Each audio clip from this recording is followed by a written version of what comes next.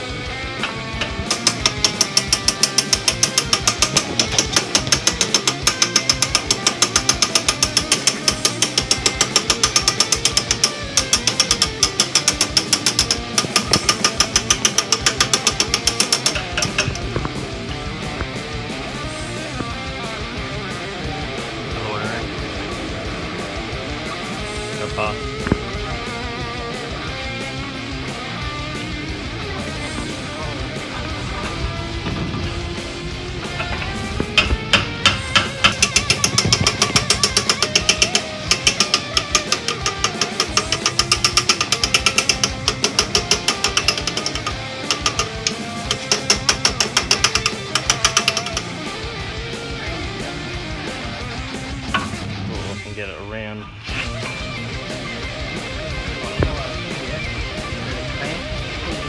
Yeah.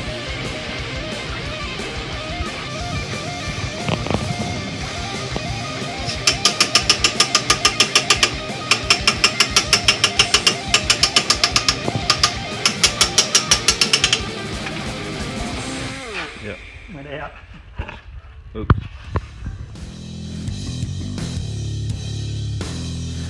For those who are concerned about the paint choice, it's a heat-resistant charcoal grey colour. It's a bit fitting for the theme. I would have preferred silver for the headers, but they didn't have any at the time when I looked. What I did find to help paint, not only the exhaust, but the wheel nuts and other small pieces from the bumper, was chrome paint, also known as poor man's chrome. Seems like I'm the perfect target audience for it.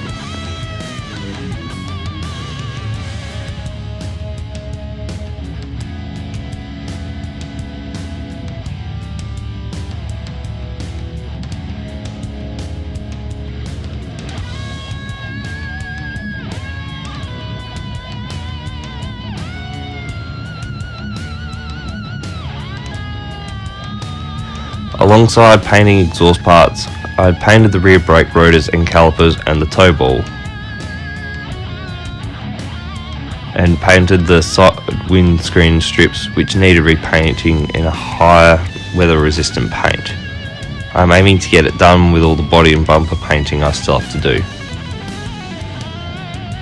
Between paint drying, I worked on finding and resolving the issue I was having with corroded hoses and yucky coolant overflow tank. No matter what I tried, I could not remove the scum from the inside of the tank without pulling it apart. Not that it could be pulled apart. If anyone has any solutions for this, please let me know in the comments. I've tried CLR, a strong mix of automotive cleaning solutions, I don't want to put stones in it because of the chance that it will damage parts that shouldn't be damaged. And I doubt scratching it off with a scarring pad and detergent did anything when I tried. Once I painted the exhaust parts, I reinstalled the exhaust and headers and tested the exhaust for any apparent leaks like the intake manifold had. I had reason to believe that the manifold had a leak, and in tightening the bolt on the down piece between the bottom of the headers to the down pipe to the catalytic converter, I broke the thread in half. This required removal and drilling, but fortunately the thread turned out when attempting to drill it out. I was spared from having to tap a new thread, but it meant I had to find new bolts and paint them to match the colour of the manifold. Let's take a break from painting. When you take a girl out dancing, you gotta give her nice shoes. Wait, is that a saying someone famous in the automotive world has used before? Wait, did I just imply that I was famous? What? Anyway, I ordered the wheel accessories, centre caps and valve caps that had tyres replaced. Big thanks to the business that I went through for changing the tyres for me. They should hopefully go a while before needing replacement, but we'll have to see how they wear compared to the GT radial that I had on it previously after a wheel alignment.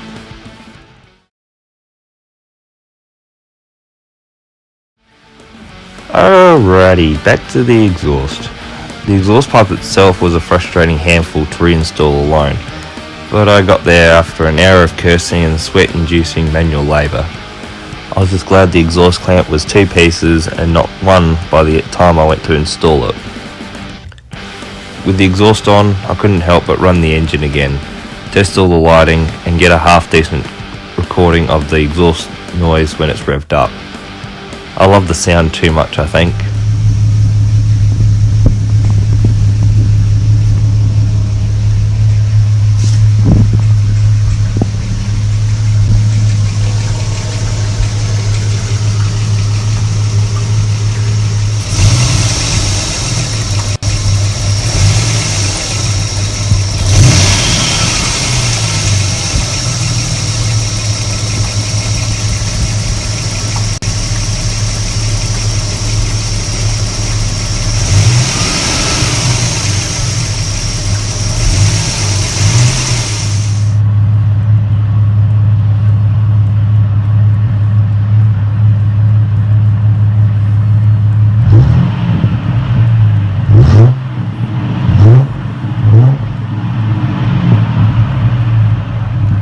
If that sound doesn't get you excited, I don't know what will.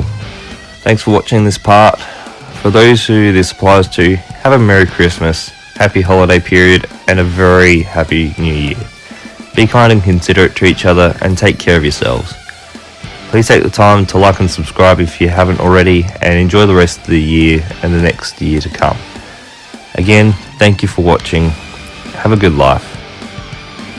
No, have a great life. Bye for now.